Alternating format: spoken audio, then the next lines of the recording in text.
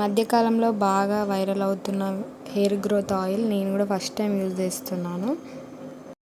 కొన్ని మెంతులు, ఒక ఆనియన్, కరివేపాకు లీవ్స్, మందారాకులు, మందార పూలు, parachute oil, almond oil use చేశాను నేను. మీరు ఏ ఆయిల్ యూజ్ చేస్తే ఆయిల్ యూజ్ చేయొచ్చు. చూడ్డానికైతే చాలా కలర్ఫుల్గా బాగుంది.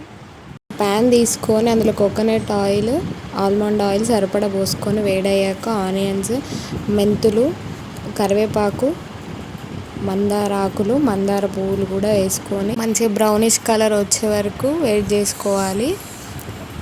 వన్స్ వేడయ్యాక ఆఫ్ చేసుకొని పక్కకు పెట్టుకోండి. కూల్ అయ్యాకనే స్ట్రెయిన్ చేసుకొని యూజ్ చేయాలి.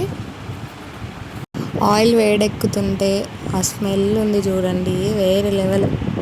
నేను ఫస్ట్ టైం ట్రై చేస్తున్నాను. రియల్గా హెయిర్ గ్రోత్ అయితే వీడియో కన్ఫామ్గా చేస్తాను.